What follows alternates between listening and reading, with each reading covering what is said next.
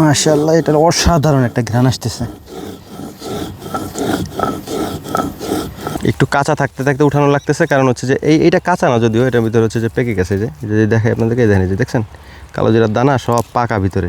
মনে হচ্ছে উটির মাংস খাচ্ছি, উটির মাংস। এখানে দেখতে পাচ্ছেন আমার হাতে যেগুলা উঠাইছি, এগুলাকে আমরা হচ্ছে যে বাড়িতে নিয়ে ফ্যানের বাতাসে উড়াবো আর কি। কালো জিরার ঘ্রাণ বৃদ্ধি করার জন্যই মূলত ভাজা হয়। আমরা সুন্দর করে ভাইজে নেব এটাকে আগে। আসসালামু আলাইকুম। সকালবেলা আমরা আজকে চলে আসছি কালো জিরা উঠাইতে। এটা হচ্ছে আমাদের কালো জিরার ক্ষেত। সকাল সকাল কালো জিরা উঠানোর পেছনে কয়েকটা কারণ আছে। সেটা হচ্ছে যে এই যে দেখেন একটা জিনিস, এই যে পাকা কালো জিরাগুলো আছে না, এই যে এইগুলা আরেকটু রোদ ওঠার সাথে সাথে এরকম ফুটে ফুটে পড়ে যাবে। এটা অলরেডি পড়ে গেছে আর কি। এই যে ধরেন এই যে একটা আছে, রোদ ওঠার সাথে সাথে এগুলো ফাটা শুরু করবে। হ্যাঁ, সাইডে এই যে কালো জিরা যে দানাগুলি আছে এগুলি পড়ে যাবে আর কি এখান থেকে, যে কারণে একেবারে ভোরবেলা আমরা এটা উঠাই দিচ্ছি আর কি। কালো জিরা চাষটা আমাদের এদিকে তেমন অ্যাভেলেবেল না আর কি। হ্যাঁ, আপনি আমাদের এই পুরো পাথারে খুঁজেও একটা কালো জিরার জমি পাবেন না। আর কালো জিরার ক্ষেত্রে এখন যে বিষয়টা হয়েছে সেটা হচ্ছে যে ম্যাক্সিমাম কালো জিরা হাইব্রিড, দেশি পাওয়া যায় না। এই যে দানাগুলো দেখতে পাচ্ছেন কালো জিরার, আমি যদি আপনাদেরকে ভেঙে দেখাই, এই দানাগুলো আমি বহুত কষ্টে অনেক খুঁজে খুঁজে দেশি দানাগুলো খুঁজছিলাম। স্বাভাবিকভাবে যেহেতু দেশিটা পাওয়া যায় না, তাই অনেক খুঁজছিলাম, মানে অনেকগুলো হাটে গেছি, হাটে যায় যে আমরা খুঁজে খুঁজে এই দেশি কালো জিরার দানাটা খুঁজে বের করছি। এটা মুখে দিলে এত তেজ, এটার সরিষার তেলের আর কি তেজ, এত পাওয়ার এই দেশি কালো জিরার, কি আর বলবো। এটা মুখে দেওয়া ভয় লাগে। হ্যাঁ, কাঁচা অবস্থায় এত মানে ঝাঁস এটার। একটু কাঁচা থাকতে থাকতে উঠানো লাগতেছে, কারণ হচ্ছে যে এইটা কাঁচা না, যদিও এটার ভিতরে হচ্ছে যে পেকে গেছে। যে দেখে আপনাদেরকে, দেখেন যে দেখছেন কালো জিরার দানা সব পাকা ভিতরে। বিসমিল্লাহ।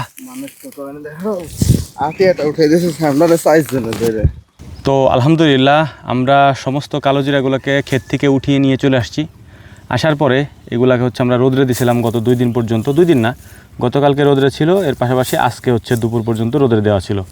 এরপর দুপুর থেকে নিয়ে আমরা এইগুলাকে বাড়ি দিয়ে এই যে ফলগুলো আছে, এই ফলগুলা থেকে কালো জিরাকে আলাদা করতেছে আর কি। এটা আমরা মাড়াই করি নাই। তো আলহামদুলিল্লাহ এই হচ্ছে কালো জিরা। এখানে দেখতে পাচ্ছেন আমার হাতে যেগুলো উঠাইছি, এগুলাকে আমরা হচ্ছে যে বাড়িতে নিয়ে ফ্যানের বাতাসে উড়াবো আর কি। এরকম ফু দেওয়ার সাথে সাথে এর ভিতরে মাটি টাটি যদি থাকে কিছু, সব পরিষ্কার করে ফেলবো আর কি। পরিষ্কার করে ফেলে একদম ফ্রেশ কালো জিরা বানাই ফেলবো ইনশাআল্লাহ। এই কালো জিরাকে একেবারে ফুল ফ্রেশ করতে কত যে কাঠখোর আমাদেরকে পোড়াইতে হবে, এই জন্যই মূলত হচ্ছে কালো জিরাকে বুনতে চায় না, বুঝছেন।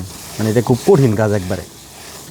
এটার মধ্যে কিন্তু ময়লা আছে, এই ময়লাগুলারে আমরা চালন দিয়ে চেলে তারপর হচ্ছে আলাদা করতেছি। আলাদা করার পরেও কিন্তু এর মধ্যে ময়লা থাকবে, এটা আবার ঝাড়তে হবে। আমরা এখান থেকে কিছু কালো জিরা ভর্তা করব। তো এখানে আমরা 1 কেজির মতো কালো জিরা হচ্ছে ঝাড়ছি, আর বাকি এখন ঝাড়ার সময় নেই। তো এটা এখন ধুয়ে পরিষ্কার করবে, একবারে ফ্রেশ করতে হবে। বিসমিল্লাহ। তো আলহামদুলিল্লাহ কালো জিরা ধোয়ার পরে এই যে একবারে ফ্রেশ কালো জিরা হয়ে গেছে,